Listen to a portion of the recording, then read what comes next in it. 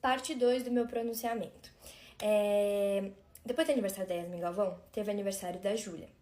E eu fui uma das 15, inclusive. A gente vai começar pelo fato de que eu perguntei pra Júlia se eu podia ficar na casa dela. E ela falou que não podia, porque ia ter muita gente na casa dela. Porque eu ia ficar pro aniversário da Alice também. Então, eu ia ficar mais de uma semana no Rio de Janeiro. E ia ficar muito caro o hotel e tudo mais. Como ela era minha amiga, eu perguntei pra ela se eu podia ficar na casa dela. E ela falou que não. Que ia ter parente dela lá, algo assim. E eu concordei, falei, tudo bem, ok. Sendo que chegou no dia, não tinha ninguém na casa dela. Tinha uma amiga dela, que inclusive é uma amiga minha também, que mora em outra cidade.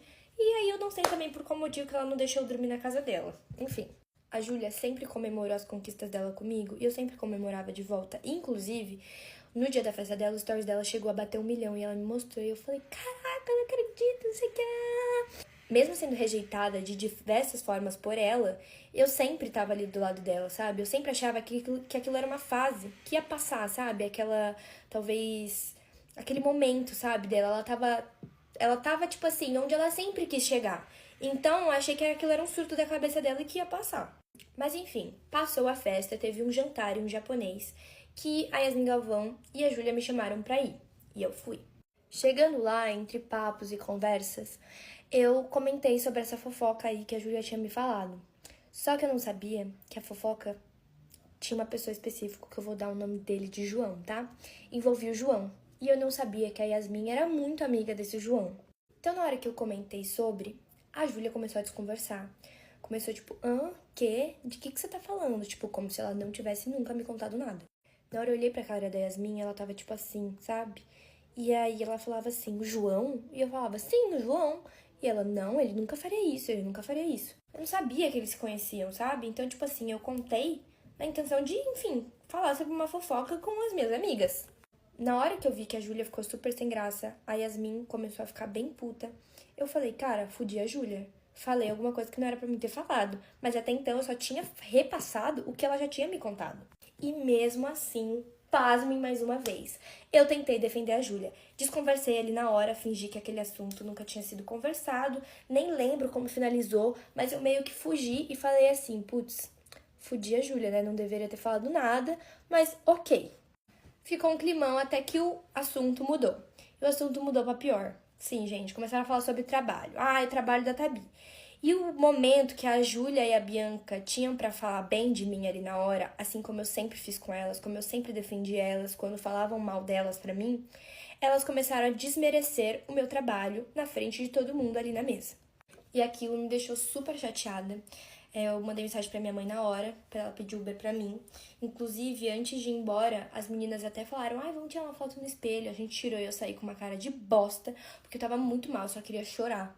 Chegando no hotel, minha mãe falou com a Bianca, rolou ligação, assim, tipo, de 3 horas, sei lá quantas horas que a gente foi ligação.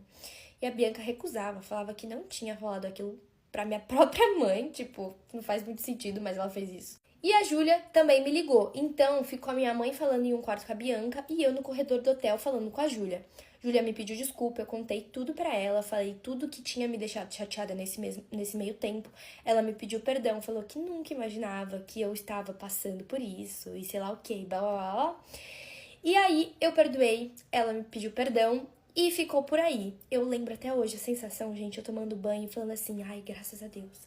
Agora elas pediram perdão e vai dar tudo certo. Ufa.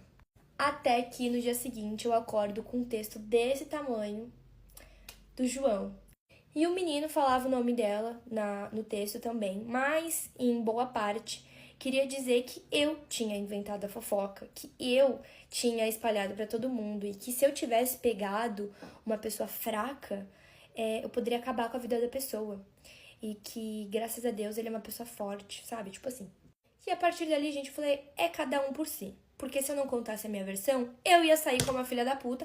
Porque, gente, eu não tava nem lá no dia, entendeu? Como que eu ia inventar isso? Eu ia tirar da onde essa história? Então eu contei exatamente o que tinha acontecido. Falei, olha, aconteceu isso, isso, isso. A Bianca ligou pra minha mãe, a Júlia me contou e foi assim que aconteceu.